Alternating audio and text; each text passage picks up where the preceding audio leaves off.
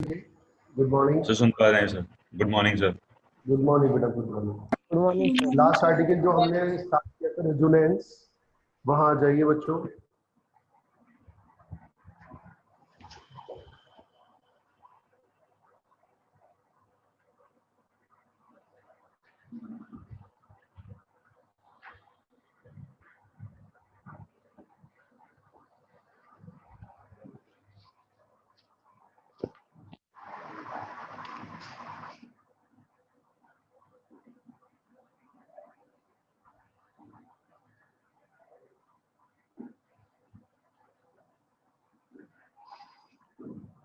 Good morning बेटा। Resonance में ही continue करेंगे और आज रेजोनेंस को फिनिश करके नया टॉपिक स्टार्ट भी करेंगे। Next example, resonance in HNO2, resonance in nitrous acid.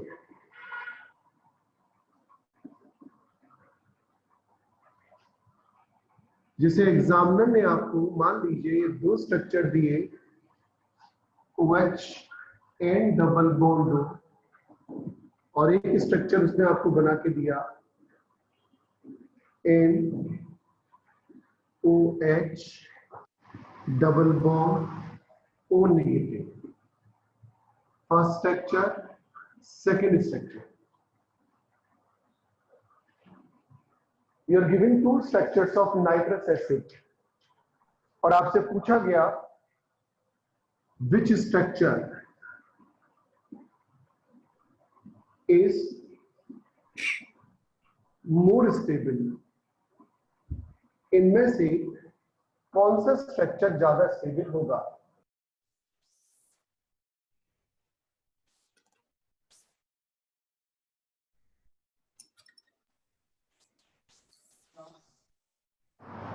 Last वाले लेक्चर में मैंने आपको बताया था, फिर रिवाइज करा रहा हूं, न्यूट्रल स्ट्रक्चर ज्यादा स्टेबल होता है चार्ज स्ट्रक्चर से।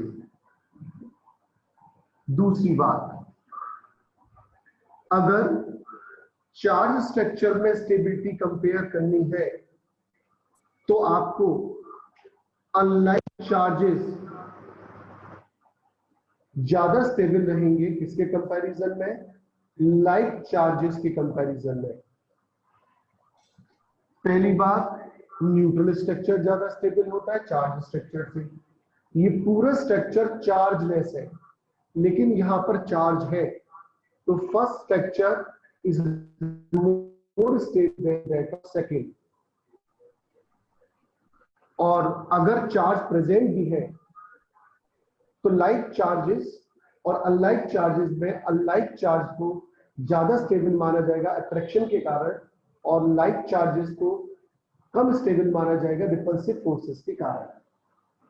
देखिए,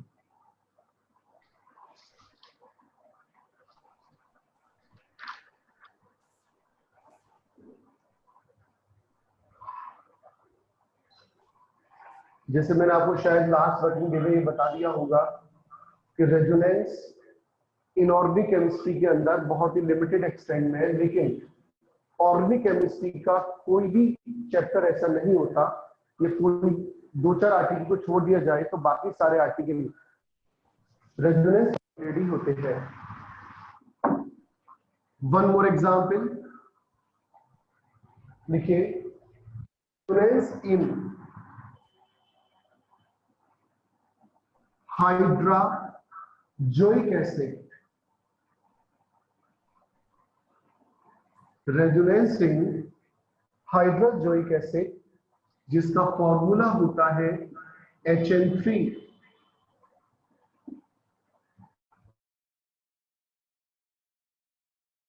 समझ लेना इसे, NH3 और हाइड्रोजोइक एसिड होता है HN3। अब मैं आपसे देखिए सवाल पूछूंगा, ध्यान से देखिएगा।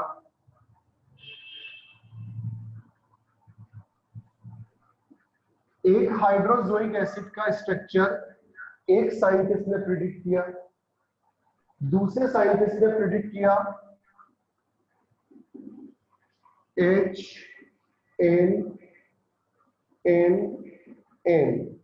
यहां लिखा गया ट्रिपल बॉन्ड, यहां नेगेटिव यहां पॉजिटिव।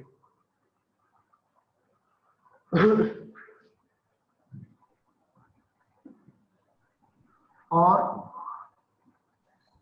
आपसे पूछा गया कि हम किस स्ट्रक्चर को ज्यादा स्टेबल मान सकते हैं, और भी स्ट्रक्चर इसका हाइपोथेटिकल एग्जामिनर आपको बना के दे सकता है। जैसे एक स्ट्रक्चर में आपको बताऊं H triple bond N positive negative. आपके सामने तीन स्ट्रक्चर अलग अलग वैज्ञानिकों ने, अलग अलग साइंटिस्ट ने ड्रॉ करे। भाई आप इस तरीके से समझो चीजें कितनी डिफिकल्ट हो सकती है और किस तरीके से इमेजिनेशन होता है। अब जैसे ये ग्लास है पानी का मत समझिए, ये ग्लास है हाइड्रोजोइक एसिड का।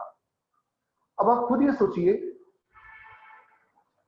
अब जैसे जैसे ये हाइड्रोजोइक एसिड है और मैं ये हाइड्रोजोइक एसिड इसके अंदर डाल रहा हूं।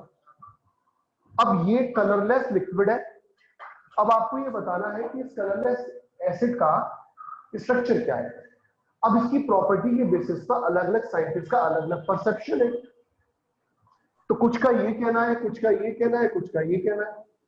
अब तकलीफ और है, हाइड्रोजोइक एसिड की मान लीजिए 100 तरह की फिजिकल प्रॉपर्टी होती है, 10 तरह की फिजिकल प्रॉपर्टीज है। तो कुछ प्रॉपर्टीज ये स्ट्रक्चर एक्सप्लेन करता है, कुछ प्रॉपर्टी ये एक्सप्लेन करता है, कुछ ये करता है। एक स्ट्रक्चर से सारी प्रॉपर्टी एक्सप्लेन नहीं हो पा रही है। तो जब हमें एक सारी प्रॉपर्टी को एक्सप्लेन करने के लिए बहुत सारे स्ट्रक्चर की आवश्यकता होती है, तो उन स्ट्रक्चर्स को कहते हैं रेजोनेटिंग स्ट्रक्चर्स, और इस फिनोमेना को कहते हैं रेजोनेटिंग फिनोमेना या रेजोनेंस। अब मैंने आपसे पूछ लिया, बताइए सेकंड और थर्ड में ये तीनों स्ट्रक्चर में लीस्ट स्टेबल स्ट्रक्चर कौन सा होगा? क्या आंसर आएगा आपके पास, जरा बताइए। कौन से स्ट्रक्चर लीस्ट स्टेबल होगा? Sir third. थर्ड वाला। तो आपकी वीडियो हैंग हो गई है। आवाज आ रही है? ये सर अब सही ठीक है। है सर। हाँ देखो बेटा, लाइक चार्ज आपको रिपेल करते हुए दिख रहे होंगे, और यहां पर अनलाइक चार्जेस के बीच में अट्रैक्शन है। इन दोनों में तो बराबर डिस्टेंस है दोनों के बीच में, ये तो ऑलमोस्ट इक्वल स्टेबिलिटी के हो गए। लेकिन यहां पर लाइक चार्ज एक दूसरे को रिपेल करेंगे, इसलिए third structure least acceptable structure माना जाता है, लीस्ट स्टेबल माना जाएगा। देखिए इन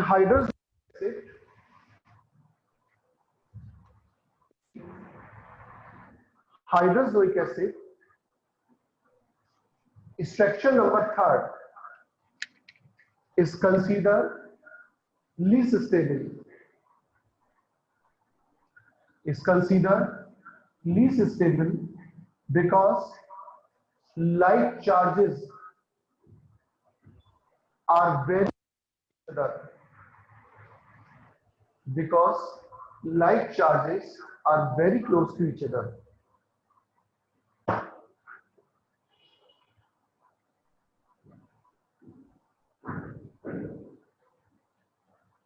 स्ट्रक्चर ड्रॉ करिए।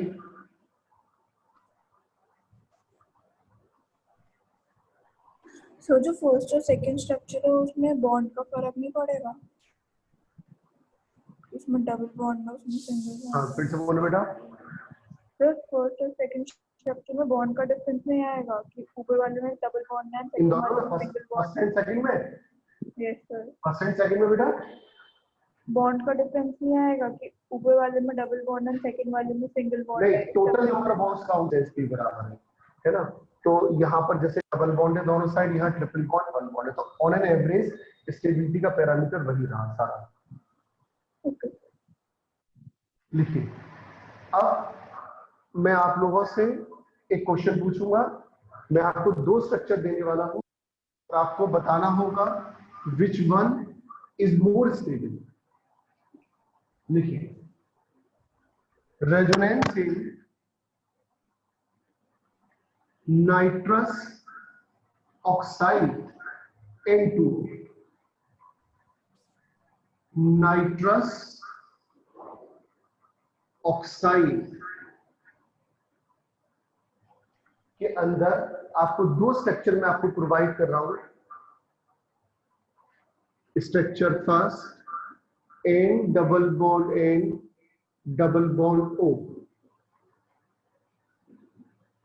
Structure number second N triple bond N O plus minus.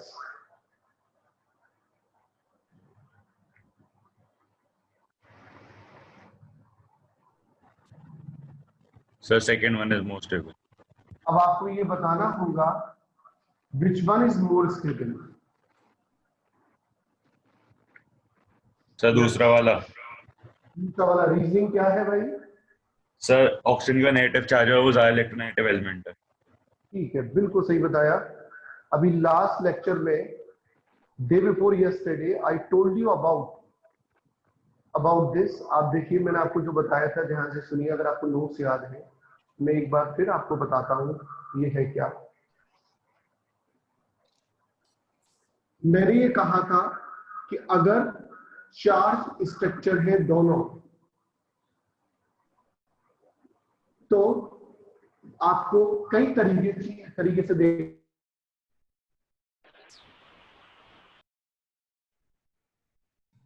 Sir आपकी वीडियो और ऑडियो दोनों हैं, दोनों ही हैं।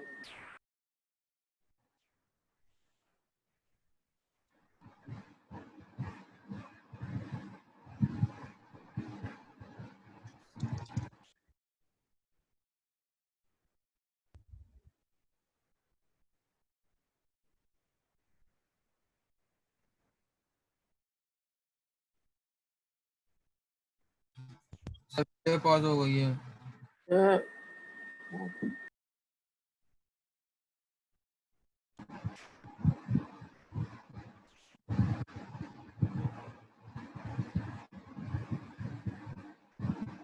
हाँ जी, हाँ जी बच्चों, सुन पा रहे हो? Yes sir. negative charge should be present on most electronegative element,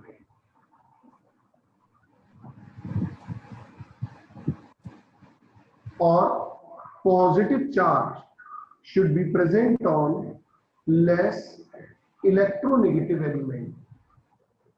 तो आप यहां देखिए, ऑक्सीजन की इलेक्ट्रोनेगेटिविटी ज्यादा है नाइट्रोजन से, इसलिए ऑक्सीजन पर नेगेटिव चार्ज है और नाइट्रोजन पर पॉजिटिव। ऑक्सीजन ज्यादा इलेक्ट्रोनेगेटिव है और नाइट्रोजन कम इलेक्ट्रोनेगेटिव है। यहां पर चलो ये ठीक है, नाइट्रोजन पर नेगेटिव, पर यहां पर नाइट्रोजन पर पॉजिटिव आ गया।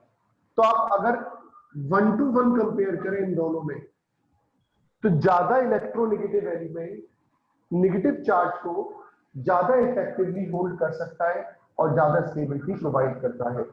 तो यहां पर second is considered more stable than that of first. Reason लिख लीजिए, structure second is more stable, structure second is more stable than that of first,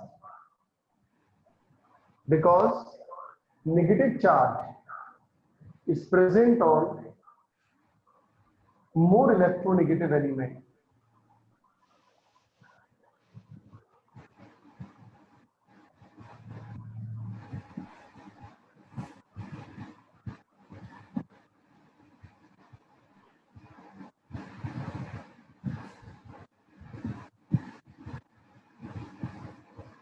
note कर लिए स्ट्रक्चर आप लोगों ने? No sir.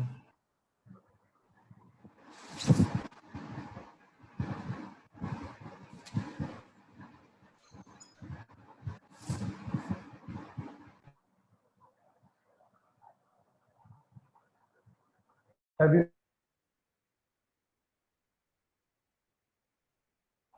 Yes, sir. ठीक है, लिखिए, हेडिंग डालिए, रेजोनेंस एनर्जी, रेजोनेंस एनर्जी है। तो ये बहुत बड़ा शब्द ऑर्गेनिक केमिस्ट्री के लिहाज से, इनऑर्गेनिक केमिस्ट्री के हिसाब से पहले थोड़ा समझ लीजिए, फिर मैं एक साथ दिखाऊंगा आपको। रेजोनेंस एनर्जी एक्चुअली है क्या?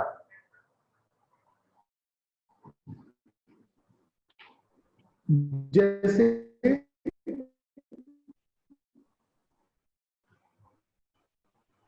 ये कोई मॉलिक्यूल है आपके, और इस मॉलिक्यूल ने मान लीजिए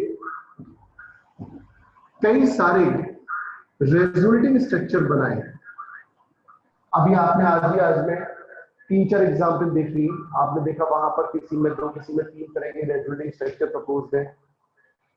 तो कोई मॉलिक्यूल है आपके पास, और उस मॉलिक्यूल ने मान लीजिए first, second, third 3 resonating structure बनाए। अब कोई रेजोनेटिंग स्ट्रक्चर कम स्टेबल होगा, कोई ज्यादा स्टेबल होगा। तो हमने कहा, पहले भी कहा था, stability is inversely proportional to energy. Stability और एनर्जी में इनवर्स रिलेशन है। अगर आपकी स्टेबिलिटी ज्यादा है तो आपकी एनर्जी कम होगी। मान लीजिए स्ट्रक्चर फर्स्ट की एनर्जी है E1, स्ट्रक्चर सेकंड की एनर्जी है E2, स्ट्रक्चर थर्ड की एनर्जी है E3। इतने सारे एग्जाम्पल मैंने कराए हैं आपको। आप कोई सा भी एग्जाम्पल आप देख सकते हैं उसके अंदर। जैसे मान लीजिए स्ट्रक्चर E1 की, फर्स्ट स्ट्रक्चर की एनर्जी है E1, सेकंड स्ट्रक्चर की एनर्जी है E2, थर्ड स्ट्रक्चर की एनर्जी है E3। एक बार पूरा आपको रिपीट कर दूं। एक मॉलिक्यूल है मेरे पास कोई सा भी, उसके मैंने 3 रेजोनेटिंग स्ट्रक्चर माने, फर्स्ट, सेकंड, थर्ड। इन तीनों की एनर्जी है E1, E2, E3। Given diagram के अकॉर्डिंग अगर आप जाएं तो जरा आप मुझे बता पाएंगे कि मोस्ट एनर्जेटिक स्ट्रक्चर कौन सा है इन तीनों में? स्ट्रक्चर 1 में, 2 में, 3 में मोस्ट एनर्जेटिक स्ट्रक्चर E1 1। उससे कम किसकी है? 2 की। उससे कम किसकी? 2 3 अब एक बात बताओ, इन एनर्जी का जो ऑर्डर आ रहा है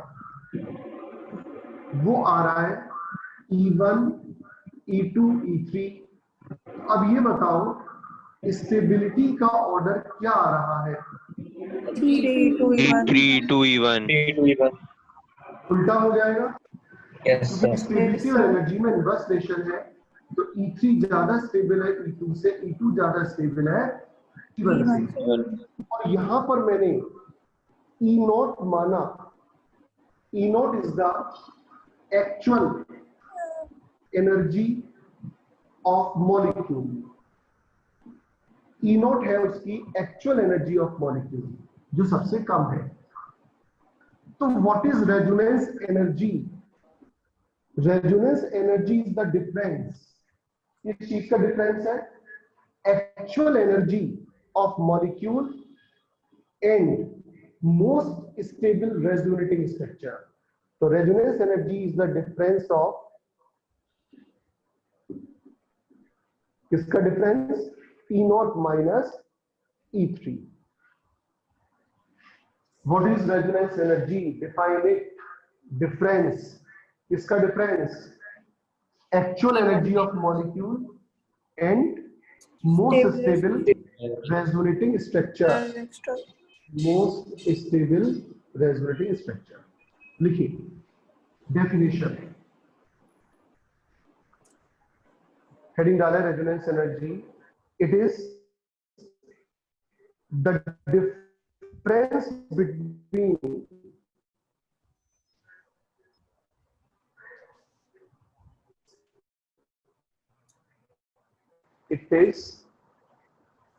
it is the difference between the actual bond energy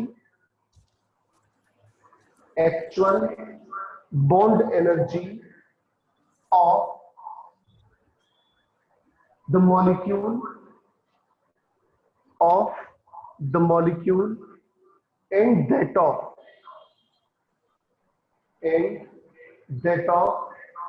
most stable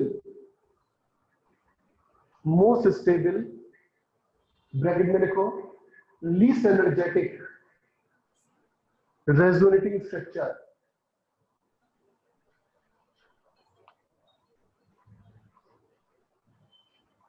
आगे लिखे, सपोज ये जो मैंने समझाया था उसको लिखवा रहा हूं। Suppose E1, E2,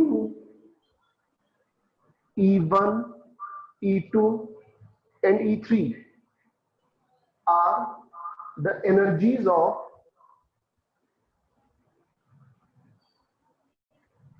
different resonating structure, and E0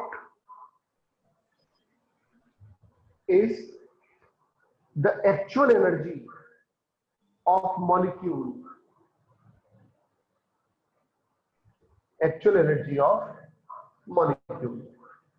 अब नोट करिए सारी बात।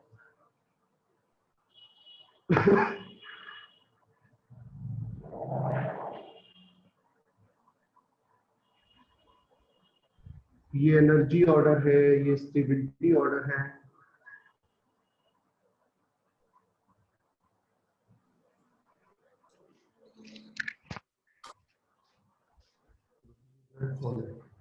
तो बेटा हमारी क्लास में भी रोहिणी घर गए क्या? मेरी क्लास में तो नहीं है ना सभी बच्चा।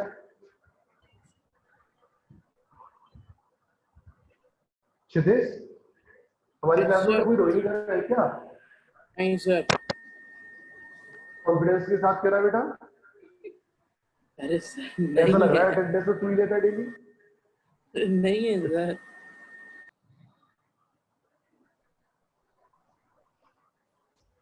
मैं पूछ लेता हूँ भाई कि क्षितिज को जानती हो क्या तुम?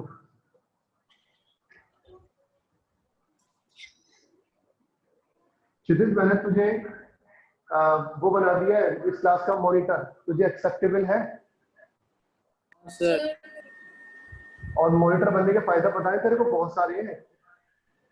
क्या?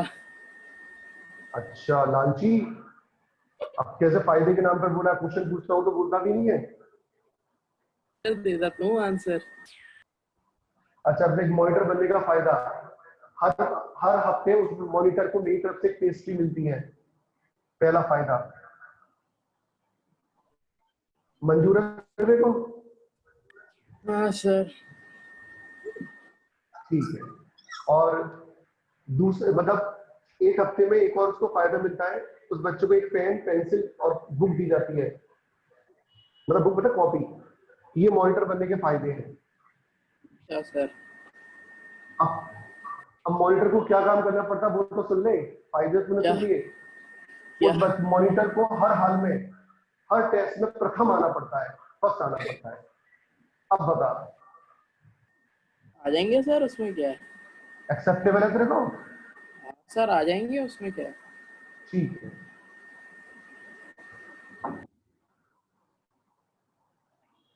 अब नहीं आएगा तेरे कल के टेस्ट में? और कुछ कल नहीं कौन होगा। सा है? तुझे सब्जी मंडी में ले जाकर वही कौन सा टेस्ट है सर? बिठा दूंगा। सर कल कौन सा है सर? कल संडे को टेस्ट नहीं करा, झूठ मत बोल।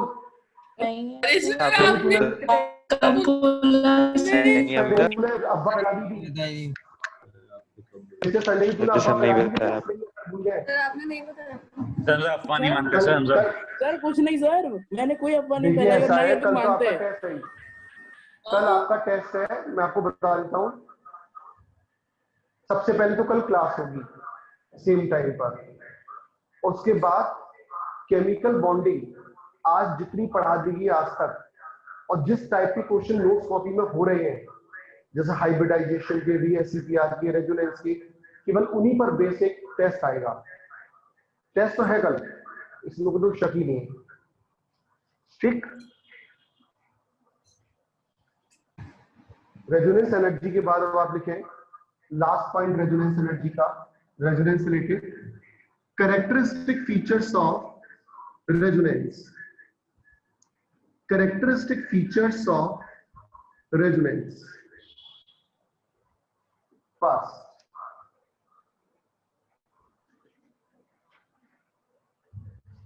the contributing or resonating structures, the contributing or resonating structures do not have real existence, do not have real existence, full stop. These are only imaginary, these are only imaginary structures proposed to explain the properties of molecule, proposed to explain the properties of the molecule, full stop. Only resonance hybrid, only resonance hybrid structure has the real existence, only resonance hybrid has the real existence. वो जो आपने E not पढ़ा था अभी, इसकी energy not थी। Second, ये जो मैं पॉइंट लिखा रहा हूं वो लास्ट लेक्चर पर बेस्ड है, बॉन्ड लेंथ वाला जो पॉइंट आपने एक्सप्लेन किया था। लिखिए, due to resonance bond length, due to resonance bond length becomes equal, bond length becomes equal.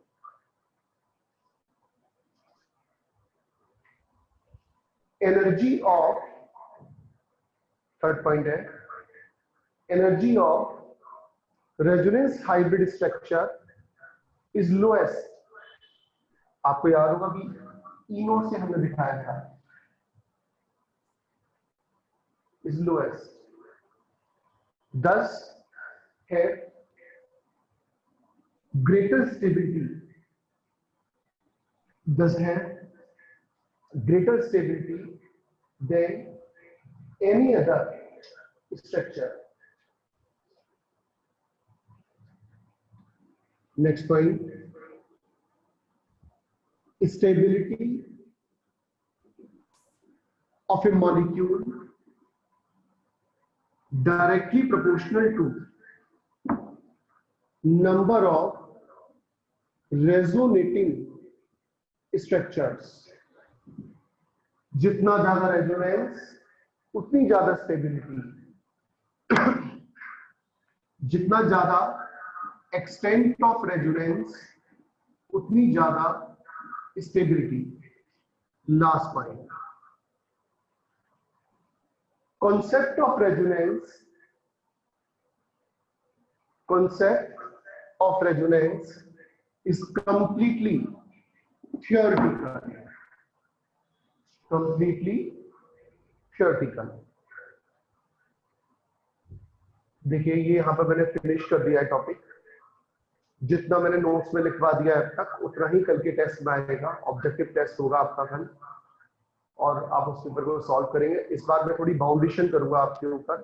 जो भी टेस्ट होगा वो आपके माता पिता के सामने होगा, ठीक है, या तो आप मेरे घर आ जाए टेस्ट देने, या फिर आपकी मम्मी या पापा के सामने वो टेस्ट ऑर्गेनाइज होगा, ठीक, जिससे कि मैं कम से कम आपके मार्क्स को लेकर एक लिस्ट तो बना सकूं कि भाई ये बच्चा आगे चल रहा है, ये पीछे चल रहा है, किस बच्चे, जो बच्चा पीछे चल रहा है उसको आगे कैसे लाएं, उसको अतिरिक्त टाइम देकर कैसे उसको पनपाए। ये पनपाए शब्द समझते हो बेटा? पनपाए, सुरभि जैन जरा बताएं पनपाए का मतलब क्या होता है? सर उसे इंग्लिश में बताएं बेटा। मतलब सर आप और जो इंग्लिश अच्छा मीडियम के करें। छात्र हैं, हम लोग जरूर, हमारे जमाने में इंग्लिश नहीं हुआ करती थी ढंग से, हिंदी में बेटा इंग्लिश में बताइए पनपाए का मतलब क्या है। उस दिन तुम एक और शब्द यूज की थी, मिलमा। क्या सर? उस दिन तुम कह रही थी मिलमा। Progress man. अच्छा, उसका मतलब क्या था बच्चे? मिक्सिंग। तुम नई नई ये टर्मिनोलॉजी ला रही हो, मिलमा, पनपाए, ऐसे करोगे बेटा? मरीजों मैं से तो कुछ कहोगे तुझे मिलमा बना दूंगी मैं। चलो छोड़ो। हाँ जी, तो कहने का मतलब ये है कि भाई आप जो टेस्ट देंगे कल का, वो अपने माता पिता के सामने ही देंगे, से किसी कोई ना कोई एक अवेलेबल होना चाहिए, तभी मतलब आपकी जो आप मेरे को OMR भेजेंगे माता पिता के साइन के साथ भेजेंगे किसी एक के साथ, तभी मैं उसको कंसीडर करूंगा। और अगर ऐसा नहीं हुआ तो मैं आपको मंडे की क्लास अटेंड नहीं करने दूंगा, ये भी तय, ठीक है, जिससे कि अब कुछ तो पता चले यार। लिखिए नया टॉपिक, पजांस रूल।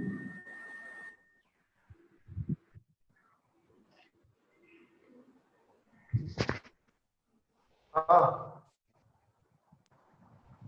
सर एक डाउट है। हाँ बोल बेटे। आप एक सीओ का रेजोनेटिंग स्ट्रक्चर बना देंगे?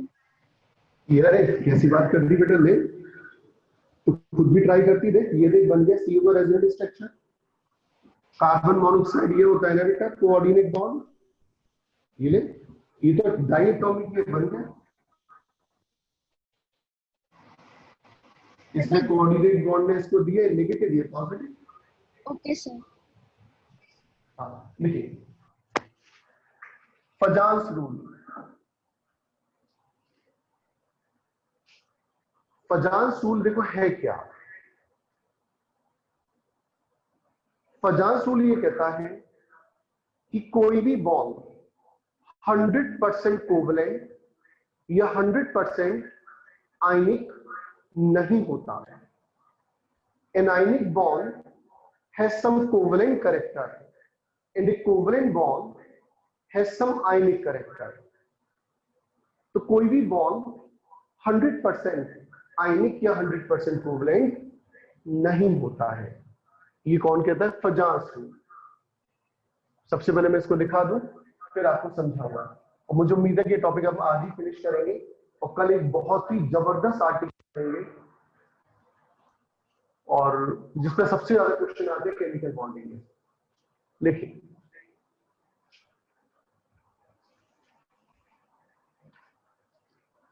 हेडिंग डाले पजांस रूल, और ब्रैकेट में लिखिए partial covalent character, partial covalent character, partial covalent character. लिखिए according to it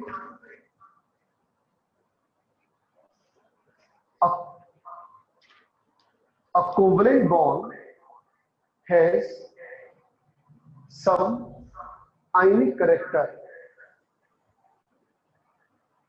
A covalent bond has some ionic character, and an ionic bond